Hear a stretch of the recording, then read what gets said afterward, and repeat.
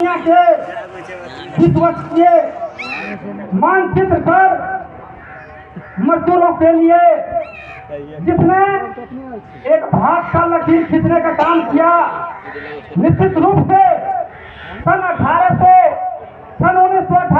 1950 के गर्मियों में एक व्यक्ति ब्रिटिश म्यूजियम में मोटी मोटी किताबों और कॉपियों पर झुका बैठा रहता था।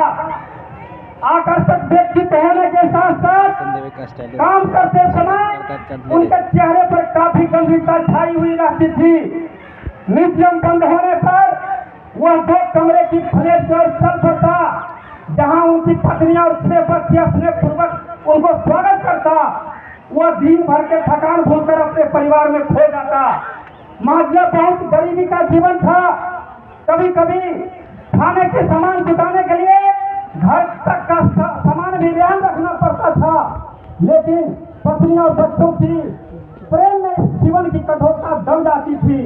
यह थे कार्ल मार्क्स, जिन्होंने दिन रात मेहनत कर करके यह देश और दुनिया के विश्वसनीय रेखा पर एक अलग से मजदूरों के लिए भाग का लकीर खींचने का काम किया।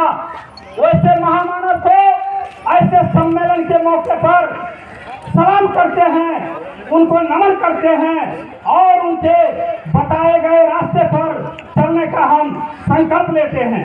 साथियों, 1952 से लेकर आज तक बहुत चुनाव हुआ। इस देश के अंदर कई प्रधानमंत्री आए और गए, लेकिन जब इस देश के अंदर कम्युनिस्ट पार्टी के सहयोग से सरकार बना, चाहे वो 1970 के दशक में इंदिरा गांधी का सरकार हो, तो उन्होंने इस देश में गरीबी मिटाने का नारा दिया और इस देश के सभी बैंकों का राष्ट्रीयकरण किया और भूमिहीनों का पर्चा का जो भूमिहीन है, जिनको 5 डिसमिल पर्चा मिलना है, उनके लिए कानून पास करवाने का काम किया। और लाल बहादुर शास्त्री आए, जय जवान जय किसान का नारा दिए। मोरारजी देसाई आए, बीपी सिंह आए। बीपी सिंह ने कहा था कि गरीब दलितों का खून वो तब तक खून रहता है जब तक सारी परिस्थितियों को उनके अंदर क्षमता रहता है। जब वह खून असीर बन जाता है तब वह क्रांति के लिए उत्सुक हो जाता है।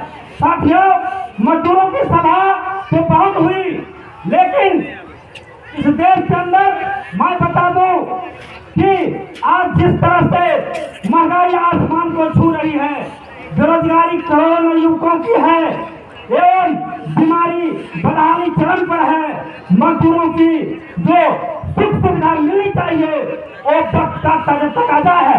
1952 से लेकर इस देश के अंदर मजदूरों का हक हकूक को जो खाया पिया लूटा और सुख संतोष का ढकार लेते रहा। इन गरीबों के लिए कोई नहीं सहारा बनकर खड़ा हुआ।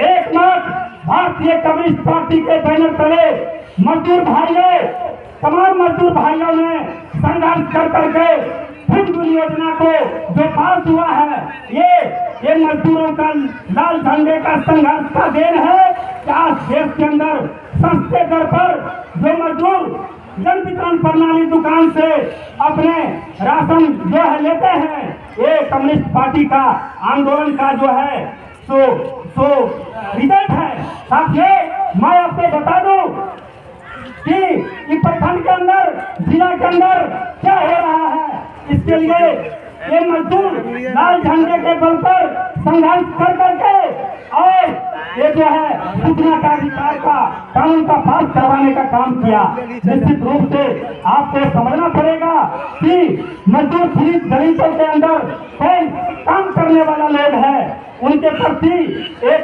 मजबूत चट्टानी एकता को बनाने की जरूरत है और बना करके मजदूरों को हक हकूक को लड़ाई को और तेज करने की जरूरत है। हक की लड़ाई के लिए हम रणनीति बनाने के लिए हम सभी इकट्ठा हुए हैं। हक की लड़ाई तो महाभारत में भी हुआ था। 5 भाई पांडवों ने कृष्ण के माध्यम में आकर कौरवों से कहा था कि 2 न्याय अगर तो आधा दो, यदि इसमें भी बाधा हो तो दे दो केवल 5 ग्राम, रखो अपनी धाती तमाम, हम इसी में खुशी से खाएंगे, परिजन परासी न उठाएंगे। दुर्योधन वो दे नहीं सका और इसी पर महाभारत का युद्ध छिड़ गया। और रणनीति बनाना पड़ेगा कि गरीबों के लिए हम लड़ते हैं, इनकी आवश्यकता का पूर्ति कब नहीं होता है। इसके लिए गंभीर रणनीति बना करके और मजदूरों के लिए साहसपूर्ण संघर्ष को छेड़ने का काम करना है। हक की लड़ाई 1917 में रूस के अंदर भी हुआ था, जार अलेक्जेंडर के खिलाफ। और जार अलेक्जेंडर के खिलाफ लाखों मजदूर छोटे भगवान रोटी दो, छोटे भगवान रोटी दो कि नारे को लेकर के और लाखों मजदूर की शहादत हुई थी उस जार अलेक्जेंडर की गोली से। लेकिन अंत में जाकर के वहां पर मजदूरों का शासन व्यवस्था स्थापित हुआ। सरहरा के पास देने के लिए कुछ नहीं है, पाने के लिए सामने सारी दुनिया खड़ी है। इसलिए दुनिया के मजदूरों एक हो जाओ।